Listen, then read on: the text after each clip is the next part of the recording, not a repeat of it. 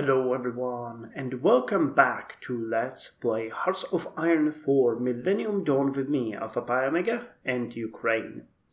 So, as was mentioned in the previous session, I have went through the sources, and I want to start this episode by talking a bit about the situation in Ukraine. If you are not interested in those thoughts, you can skip ahead. But before we launch the game, there will be one more small chapter dealing with this. There has been an update to the game, and it kind of did something weird to Ukraine. I'll explain. I'm just putting it out there right now so that you guys don't freak about this while I'm talking. There is a fix to it. I know how to do it, courtesy of my friend Bloodraven, who helped me with dealing with this. So no worries, we'll fix it and we'll continue as if it never happened. Actually, in the end, it might be beneficial to us, but more on that later. So first of all, I want to speak a bit about what was happening in Ukraine.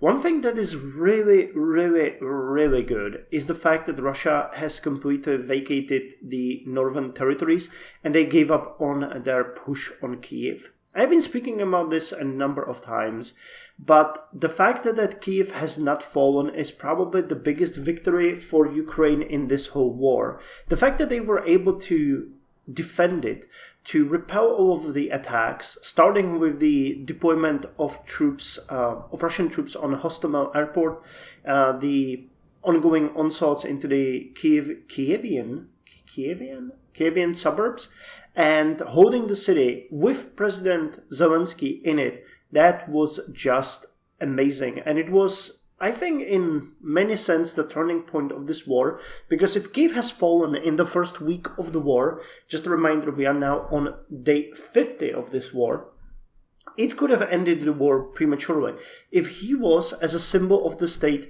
taken down, executed, or imprisoned. That would have been a huge hit to Ukrainian morale. So the fact that this has never happened is just symbolic, and there has been a number of comments regarding the president on this Let's Play and on the previous one. Now, you can like him or you don't have to like him. You can think whatever you want about him. But quite honestly, he has done what needed to be done. He has shown his true strength by staying in Kyiv. And, I mean, quite honestly, I'm not even sure if I would be able to do that if I was him. Imagine staying in a city that can fall at any moment, being bombarded, and knowing that there are orders for an entire army to hunt you down in case they manage to breach the defenses. That's just, it deserves respect. Many of the Western leaders that we have would never do anything like that. I can't think of many that would. Actually, I can't think of any that would. So salutes to you, Mr. President. I really think that you've shown your true colors here. And I hope that, it's going to repay in the future as far as the loyalty of the people in the upcoming elections go. That's the least that they can do.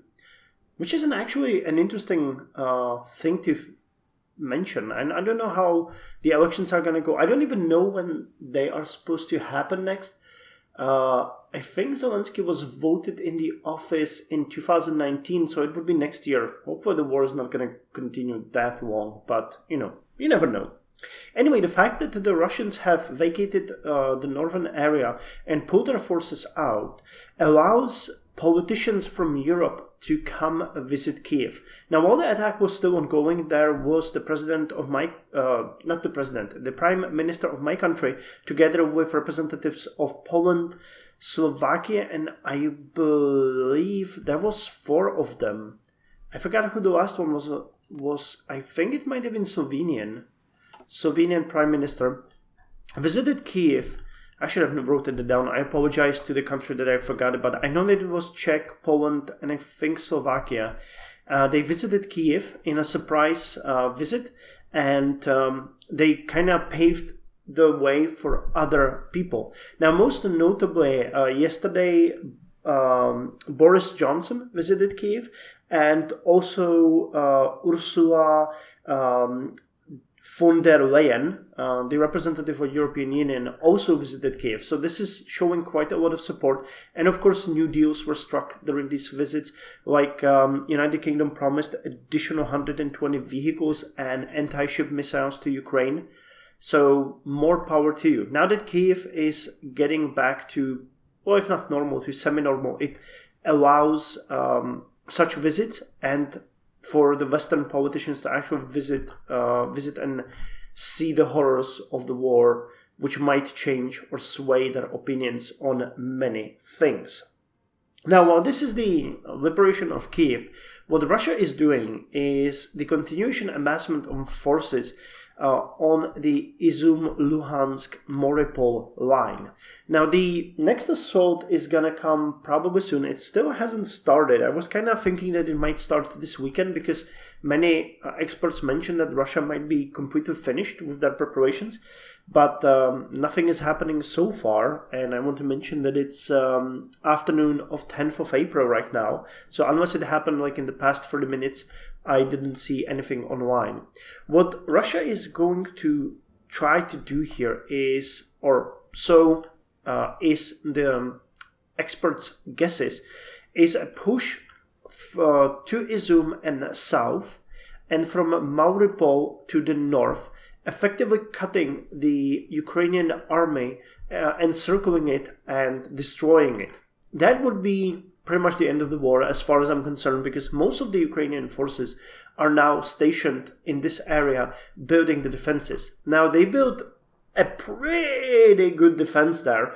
Most notably, it could be represented by the defense in depth. They built several defensive lines, minefields, and stuff like that. So Russia is not going to be having a good time trying to cross the border of this defensive line, but we'll see. Ukrainians have surprised us many times before. So unless something dramatic happens, I'm pretty happy that they are fighting a good war, and I'm pretty confident that they will put up their best fight against this attack as well. Now, what's kind of important to mention here is that Russia has changed their general. They assigned General Alexander Dvornikov to command the Russian forces in this area. And this is a guy who actually fought all the way back in Chechnya. He has experience also from Syria. So we might see a bit more organization happening in the attack and much less chaos that was kind of symbolic of this Russian onslaught. I tried to dig up some numbers to see how many troops can fight in this conflict, but for Russia there is absolutely no guesstimates available, so it can be anything. My guess would be maybe something like 150,000, maybe more, but who knows, really? There's no information about this at all. And as far as Ukraine is concerned, before the war, they had around 40 to 50,000 troops in the area under the Joint Operations Command. They boasted that number significantly since the start of the war, and right now they're moving in reinforcements. So it could be around 100K, maybe something more. Who knows? Again, the numbers are a big secret for both sides. They both need to keep this as secret as possible, because any information that could go to public would immediately go to the opposing side and prove an advantage. What is certain is that Russia has an advantage in heavy equipment like IFVs, tanks, and APCs, while Ukraine has advantage in modern weapons that are being provided by the Western countries and in actual manpower. So that is going to be the benefits they will play with here. But really, what Ukrainians need to do is hold this area. One thing that's going to be very important is also the fate of Mariupol. The city has been pretty much leveled, but somehow it is still holding. It is still holding against the Russian onslaught, and thus it's locking down quite a lot of Russian troops. The estimates are between 15 and 20,000 Russian troops have to be stationed here to continue with the siege. So my guess would be that the first phase will be an increased pressure on Mariupol combined with an attack against Izum. And from there, the forces can try to encircle and meet behind the actual front line of Ukraine. But this would be probably what the Ukrainians are preparing for as well. So, as I mentioned, they have a pretty good defense set up with several lines, and they would be crazy if they didn't have any positions to retreat into in case such thing happens, to prevent them from being encircled and destroyed. Okay, let me just look at my notes here if there is anything that I wanted to mention here to this upcoming conflict. Oh yeah, well, most of the reports claim, and I can actually vouch for that the attack is going to happen with the 9th of May in mind. Now, if you're not aware, 9th of May is the celebration of the end of Second World War and the defeat of Nazi Germany in Russia. And well, I mentioned this several times. My girlfriend is Russian, so I was kind of surprised when even here the Russians in Czech Republic celebrate this. It's one of the biggest national holidays in Russia. It has been for decades now. It was even during the Soviet era. So Putin desperately needs to present something during this date to the people. So the attack might start in the upcoming dates, but they will have this target date in mind. The goals of this offensive will not only be probably to encircle and destroy the units, but connect these areas of Luhansk and Donetsk with Crimea along the coast. So as I mentioned, Mariupol would need to fall for that, and then a number of other cities, including Melitopol and Berdyansk, and probably even this area, though, you know, some of these cities have pretty much already fallen.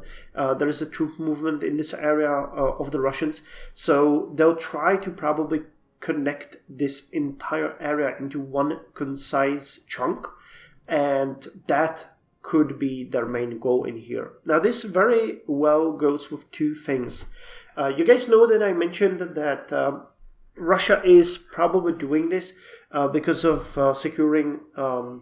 because they need to secure both Crimea, supply of water, oil, and what I found out recently, actually yesterday, is that 90% of Ukraine's coal mines are located in the area of Luhansk and Donetsk. So 90% of this is a huge number. It's pretty much like all of it.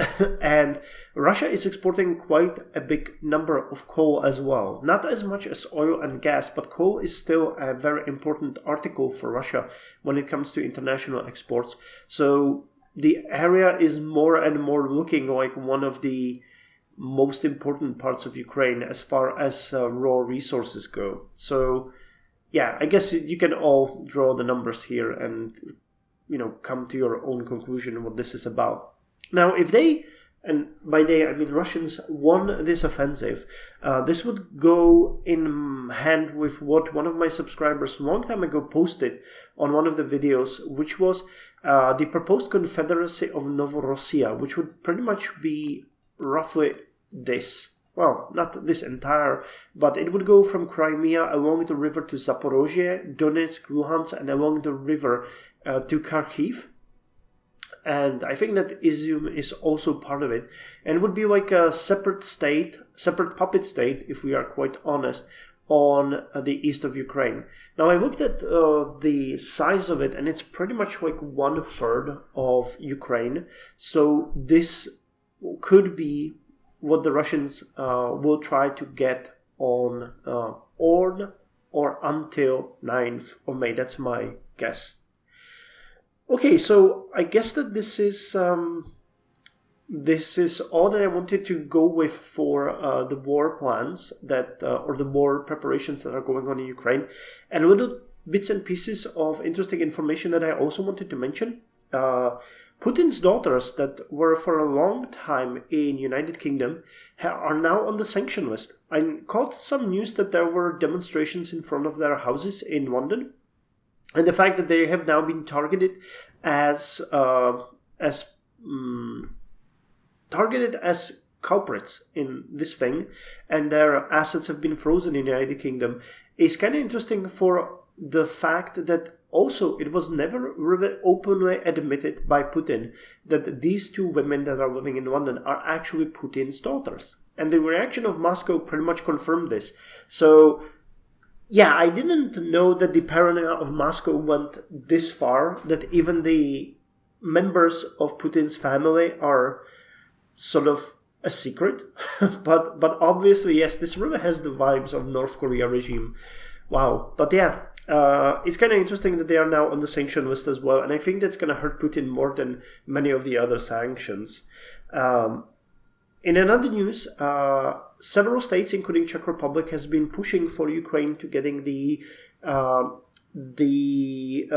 candidate state for European Union. Wow, let me try to rephrase that. Several states, including Czech Republic, has been pushing for Ukraine to gain the candidate state in European Union in July. Holy hell, that's a long sentence. But yeah, good news for Ukraine. Again, the candidate status is not meaning that Ukraine will become a member. It will be the first step in its integration into European Union. And you can actually see it even in our national focuses. That is represented by... Actually, was it there? Oh yeah, it is here. So you can get closer ties with EU, then the association agreement or the candidate agreement, and then you get the integration. You need to accept all of the EU policies, do the reforms, prepare for becoming the actual candidate, and then once you are in line with all of the EU policies and you are ready, you become a member. And this can take decade, 15 years, maybe even 2 decades. It really depends, but I'm a big proponent of this step because it will probably fix most of the issues Ukraine has. After the war, a huge reconstruction of Ukraine is going to happen. A huge influx of Western capital will happen. And if this goes hand in hand with political integration of Ukraine into European Union, this can go away with the fixing of corruption.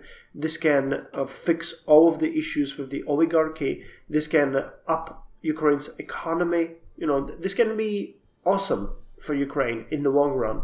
It really only depends on what's going to happen in this war, of how well Ukraine is going to come out of this and into European Union. So let's hope that this wave is going to continue and that Ukraine can ride it on a surf as magnificently as we expect them to do. Okay, and the last thing that I'm kind of sad about is the fact that there are no more talks about a unilateral ban of Russian imports of oil, gas and coal into EU.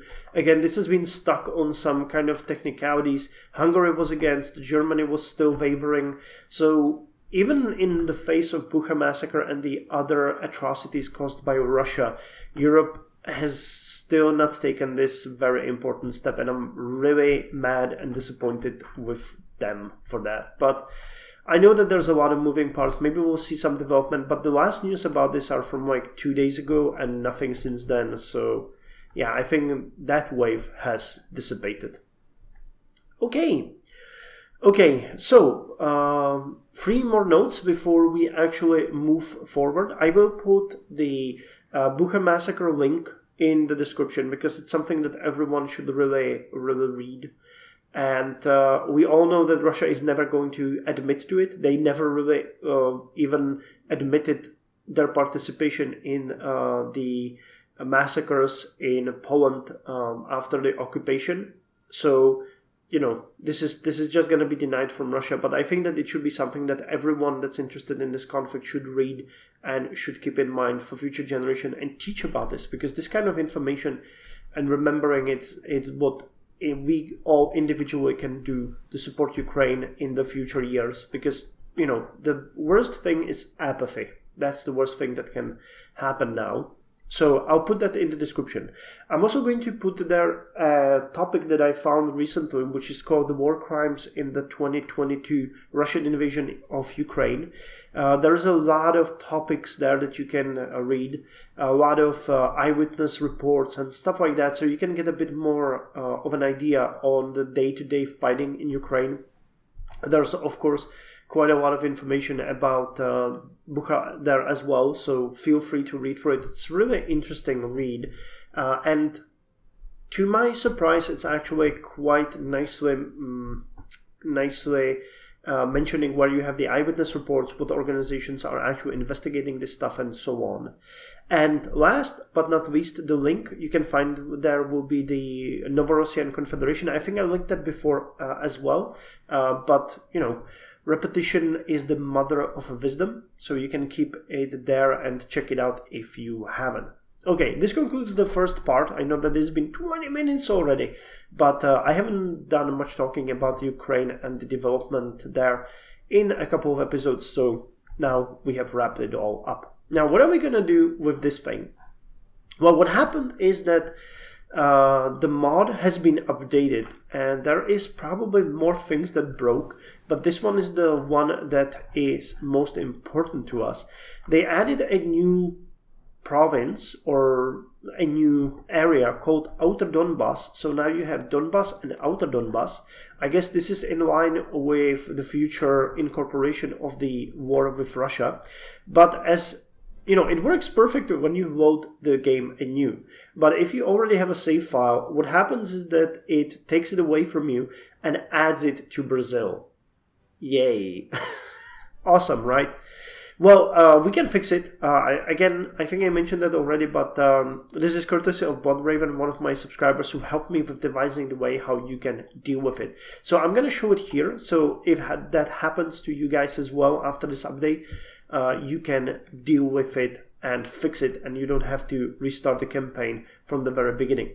So if you click the tilde button above your tab button on the keyboard, it's going to open the chat menu. You can put anything in here doing multiplayer, but it also works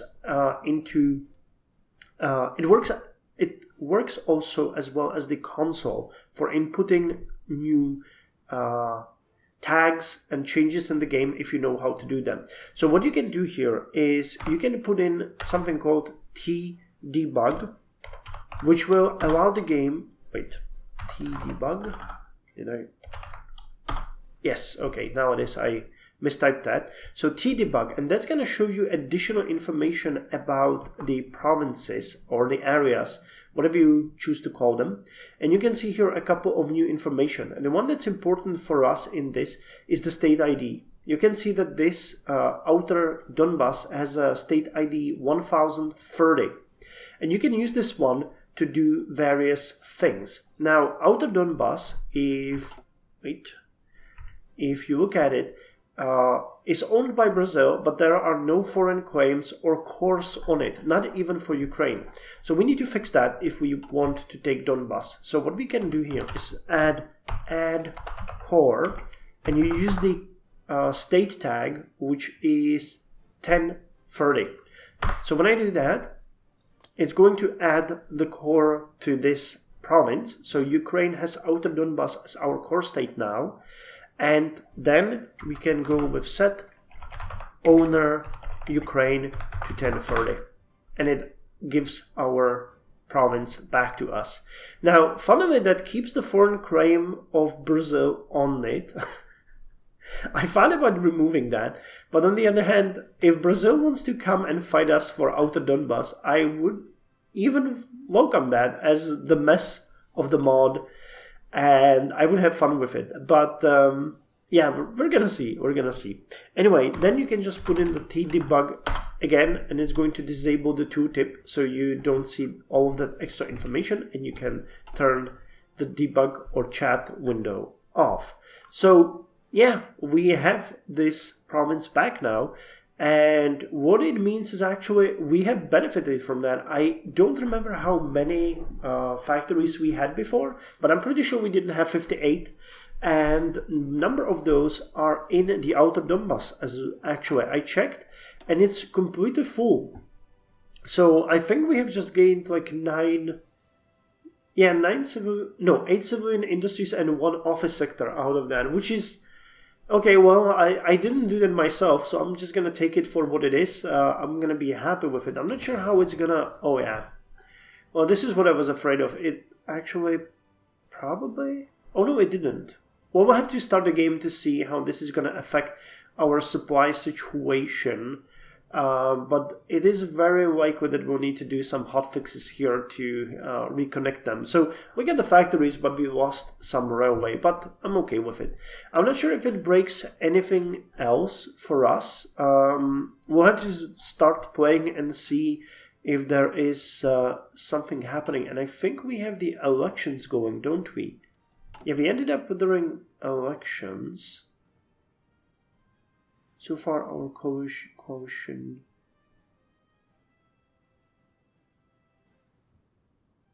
Okay, government coalition majority threshold.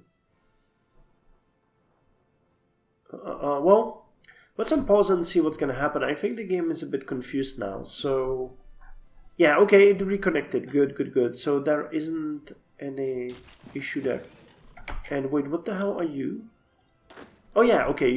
I thought that these forces belonged to Brazil. I was like, okay, are they moving the Brazilian forces out of there? Yeah, I don't think we lost any, so that is pretty good. That's pretty good. So wait, are we going to? Do we have to? What is going on here? Because I don't think the election actually happened in the previous episode. We just had the nationalists happen. But I don't see anything there. Well, liberals have obviously lost this one. And we can't invite anyone, we can only give up. Yeah, we did not reach the necessary majority of the election. I think that broke the election cycle actually, because we did not get the final tally on the election. So let's give up, and PMU is going to... Yeah. This is the event that I wanted to try. So PMU will try. It's gonna... Okay, we cancelled our... Oh, what the hell is gonna happen here? Why aren't you giving me invite?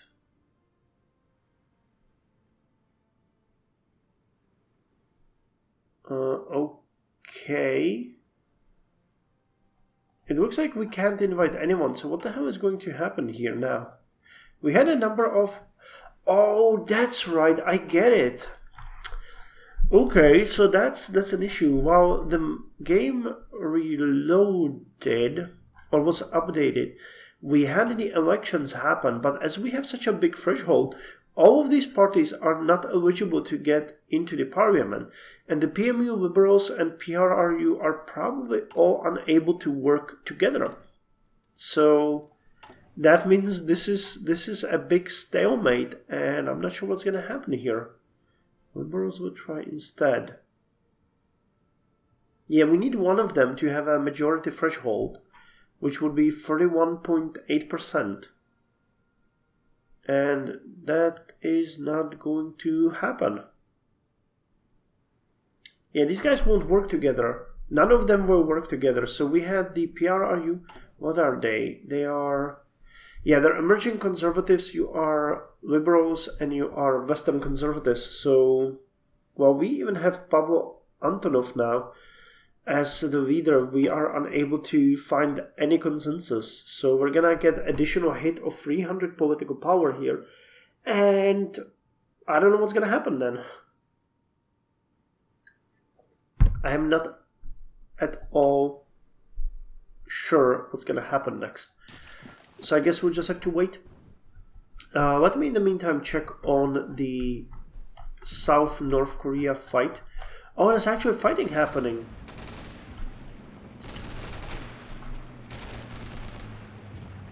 Okay.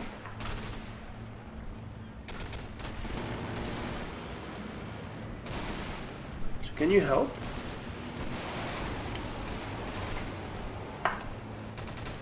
I wanted to support in this combat, but I don't think it's going to happen really.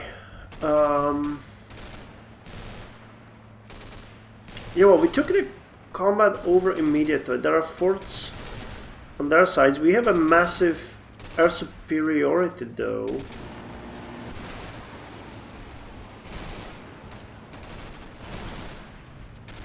Yeah, 17.5%. That's what I wanted to check. I think the... Oh, holy hell. They rolled out new airplanes. But so did Korea. Okay, so there are 50 support points on both sides, and there's 430 airplanes on our side of the interceptor type or fighter type, and they have 168. We still have massive air superiority, and yeah, we still have most of the air power coming in, like 3/3. But dang, okay. We'll let them fight. We'll see what's gonna happen. We finished the military department, and the next one would give us extra intelligence as well. Now I'm interested in this mostly to learn a bit more about Russia, because our army intel is really bad. It's only 14%. We're getting 6.9% from decryption, 5% from emerging outlook, and military department is giving us some little boosts, like 0.3. Okay. So it looks like decryption is way more valuable in this than anything else. Considering we have the new factories, you can see that we got now 4 lines working, 3 lines at full power, 1 at 3. So I think I'm gonna invest in the military department a bit more. Let's try this because we'll see if we can get a bit of a better understanding on what's happening there. And I think we got the new forces, didn't we? Yeah, we got the 4 units of Prekordinis again that we wanted to get. So let's get these guys and assign them to the 4th army. Actually, no, let's assign them to a separate army and let them drill, because we want them to get a bit more experience.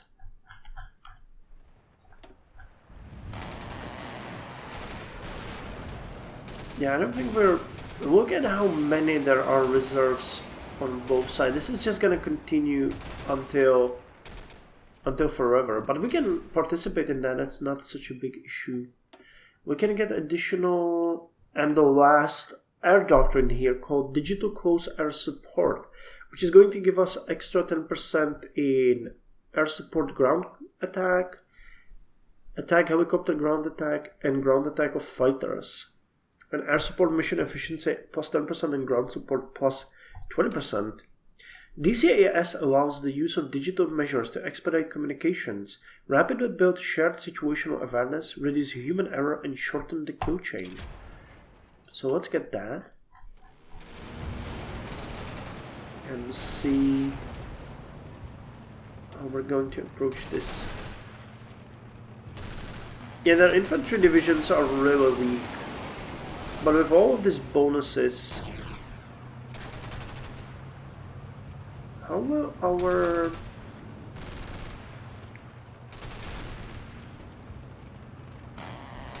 Yeah, those units are all in reserve. There's nothing really happening. So we'll have to see if South Koreans can actually make some breach. I'm not sure if that's even possible in the current situation. But yeah, we're already shooting down the North Korean fighters, which is making me really happy. How's the factories coming? We already finished... Did we? No, we're gonna finish the first one soon. That one is gonna go directly to fighters, the second one as well, and then we're adding 2 to get boosted artillery production, because we want to motorize our forces, and then the recon tanks. Okay, gotcha. So the plan is set. I think I've done quite a lot here with the various goals. Our income is still really good. Wow, we're actually getting 1.2 billion now. Okay, we can repay quite a lot of the debt. And we're getting the riots again. So is there any change in... Wait, it's probably on the top somewhere, right?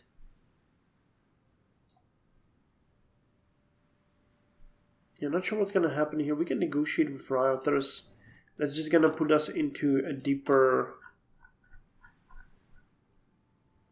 depth. We failed to get the new government, which cost us political power, but we have the PMU now as the ruling party. And I guess that's all there is? I thought that there would be like new elections, but okay. So I guess we have the government ruling as a minority. Okay, so fights happening here. Debt being repaid. Production going. Military. Oh, dang. Okay, well, actually one thing that you mentioned in the comments that's going to be the last thing in this episode is I want to check because there might be, there was control trade. David trade opinion plus 0.4. Oh, okay. So that might be something we would like to get, and we're going to get a next agent in 9 days. So I'm going to assign this agent to Australia because that's where we need as much trade opinion as possible, because yeah, this is really hurting us. But did we lose like a ton of suppliers? I thought that we were using more for exports. This is a bit weird. I think more things have gone astray here than we expected. It's a bit weird. But okay, how bad is the production suffering? It is suffering. 36%. 25. Yeah, we need more metals. I need to focus and put more pressure on Australia because this is really bad. But considering we have been hit very badly in the political power, it's gonna take at least 100 days, well, 90 days more like, before we can start improving the relations in Australia again. To boost those relations, yeah, they're dropping pretty heavily. What's the trade opinion right now? Okay, look at that. Now it's better.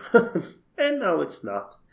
So I guess it's just going to jump up and down depending on our situation. So let's recruit that last agent, or that third agent, as the last thing we're going to do.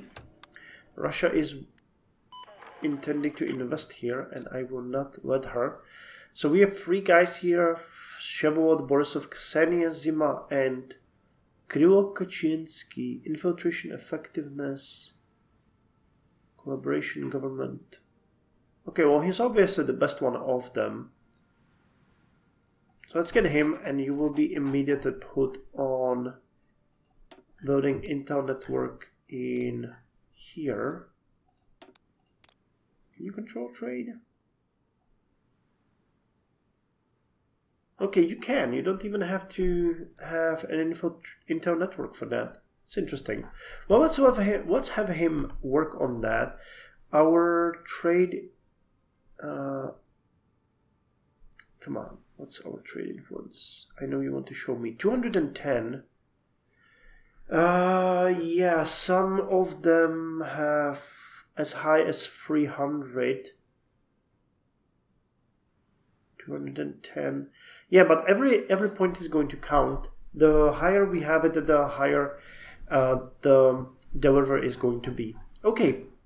So anyway, this has been a bit of a transition episode. A lot of talking about the situation in Ukraine. We had to fix the outer Donbass situation, and we actually saw a start of combat in Korea. But in the next episode, we're going to focus more on playing. Oh, actually 100% on playing and reforming our army, because I want to start by motorizing our units. And I actually have one more topic in mind, and that's the generals. We need to figure out something to do with them. So, okay, thank you very much for joining me. Now, see you in the next episode.